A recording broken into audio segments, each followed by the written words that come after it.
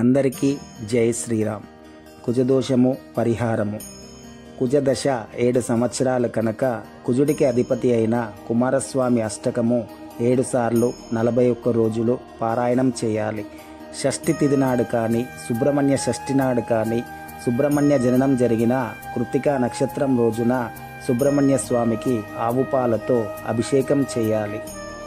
సంతానం లేని దంపతులు 7 ఆదివారాలు కుమారస్వామి ఆలయానికి ప్రదక్షిణ చేయాలి. ఎర్రని పుష్పాలతో సుబ్రహ్మణ్య స్వామిని పూజించాలి. కుజునికి అధిపతి అయిన సుబ్రహ్మణ్య స్వామికి ఉపవాసం ఉండి కందిపప్పు, బెల్లంతో చేసిన పదార్థాలను నైవేద్యం పెట్టాలి. కార్యాలయాల్లో సుబ్రహ్మణ్య స్వామి పటం ఉంచి ధూపదీప నైవేద్యములు సమర్పించి కార్యక్రమాలు ప్రారంభించాలి. మంగళవారాలు సుబ్రహ్మణ్య స్వామి ఆలయాలను దర్శించుట చేయాలి. స్త్రీలు ఎరుపు రంగు వస్త్రాలను ధరించి, పగడపు ఆభరణాలు ధరించి దుర్గాదేవిని పూజించి అమ్మవారికి ఎర్రని పూలమాలలను సమర్పించి కుంకుమ పూజ చేయాలి. దుర్గాదేవిని స్తుతించాలి. మంగళవారాలు దుర్గాదేవి ఆలయ దర్శనం చేసి ప్రదక్షిణ చేసి స్తుతించి పూజించాలి. గణపతి స్తోత్రం చేయాలి. ఆంజనేయ స్వామి దండకం స్తుతి చేయాలి.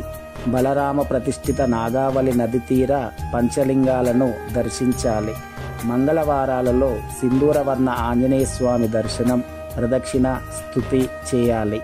మంగళవారం లేక కృత్తికా నక్షత్రం రోజున కుజుడికి శివాలయం లేక సుబ్రహ్మణ్య స్వామి ఆలయంలో 7,000 కుజజపం చేయించి ఎర్రని వస్త్రములో కందిపప్పు మూట కట్టి దక్షిణ తాంబూలాదులతో బ్రాహ్మణులకు దానం ఇవ్వాలి. 7 మంగళవారాలు కుజుడికి ఉపవాసం ఉండి కుజ శ్లోకం 70 మార్లు పారాయణం చేసి 7వ వారం కందులు దానం ఇవ్వాలి. నానబెట్టిన కందులను బెల్లముతో కలిపి ఆవుకు తినిపించాలి. కోతులకు తీపి పదార్థములు పెట్టాలి. ఎర్రని కుక్కకు ఆహారం పెట్టాలి. మంగళవారం రాగి పళ్ళెంలో కందిపప్పు పోసి దక్షిణ తాంబూలాలతో బ్రాహ్మణ బ్రహ్మచారికి దానం ఇవ్వాలి. అందరికీ జై శ్రీరామ్. మా వీడియో గనక మీకు నచ్చినట్లయితే లైక్ చేయండి, షేర్ చేయండి. శ్రీ ఆంజనేయం యూట్యూబ్ ఛానల్ని సబ్స్క్రైబ్ చేసుకోగలరు.